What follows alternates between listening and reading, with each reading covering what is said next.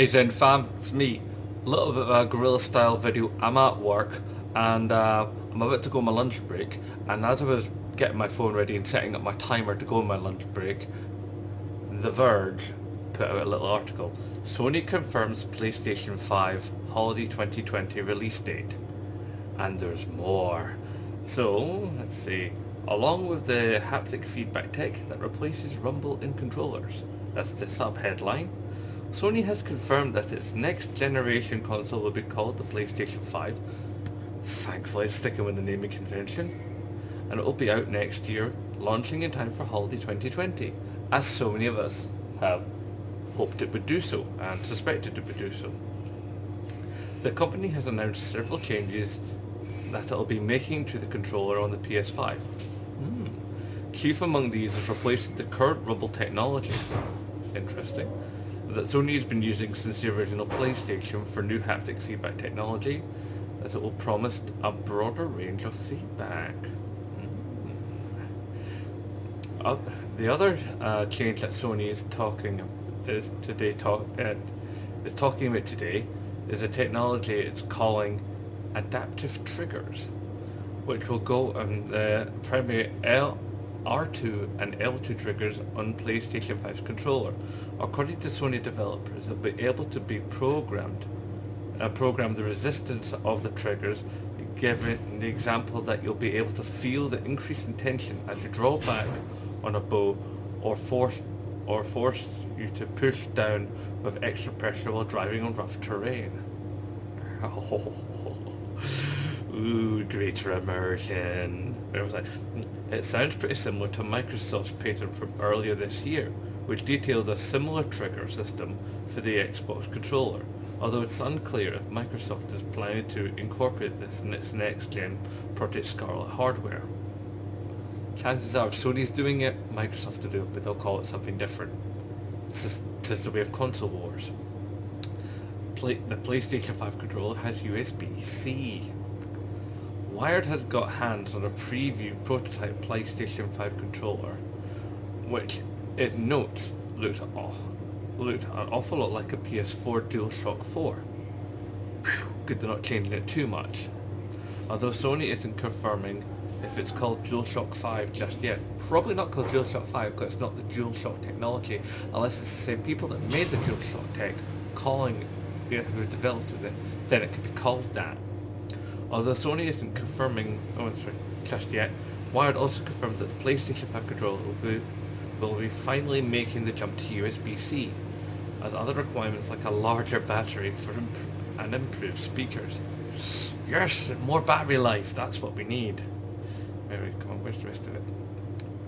Right, an interview with Wired Sony Interactive Entertainment CEO Jim Ryan and PlayStation 5 system architect Mark Cerny gave additional details about the upcoming hardware. There's ray tracing acceleration in the GPU hardware, Cerny said, clarifying the company's original announcement for ray tracing support, allaying concerns that Sony might resort to some software tricks to manage it. Oh, mouth-watering. The Wired interview also confirms that the PS5 will use a standard 100GB Blu-ray discs. Okay, Sony previously confirmed that the console will offer a disk drive, but all games will be installed to the internal SSD this time around. So faster load times, I'm guessing, with that. I'm guessing the disc is going to act as some sort of key. You take the disc, you sell the disc, you can't access the game, I'm guessing. That super fast SSD is still the biggest update that Sony is showing off, and it says its installation requirement is due to the speed difference between the optical drive and the internal solid state one. Sony does promise that the SSD's improvements allow it to read data, meaning games will be able to take up less space, though it should help soften the blow for mandatory installation requirements. Good.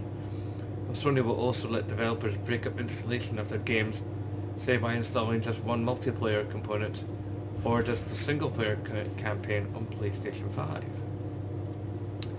Game installations will be mandatory on PlayStation 5. Well, that makes sense considering the technology. Also, the new PS5 has completely revamped the user interface. Tobe Gaming will be happy with that. That will show a far more detailed social features on the home screen. I spoke about that on our podcast. Hey! Sony promises you'll be able to see and launch directly into specific features of a game like single player or the multiplayer match directly from the home screen instead of having to first launch a game and navigate in. That is big. That is big. Let's see, is there any more? All this information joins the existing details that Sony has already revealed earlier this year, like the 8-core CPU, which will be based on AMD's 3rd gen Ryzen line, and the GPU on AMD's Radeon Navi hardware, 3D audio from the support to 8K gaming, yada yada yada, all that stuff we already know. Of course, there's still a lot we don't know. Don't know about VR options, hardware will look like or cost. Don't know the exact date for 2020. Yeah, that's everything. So The Verge has dropped quite the bomb there, and this looks really good, guys. This is the kind of news we, as PlayStation fans, have been needing, and all of us looking forward to next gen have been needing. We need to know what kind of stuff is going on. This looks really good. This is really positive news, and there's a lot of things that I wanted to hear, and I know a lot of you guys out there wanted to hear.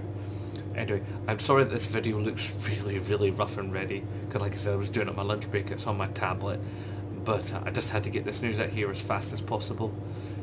Anyway, support your Scottish YouTubers. Aye, nae bother.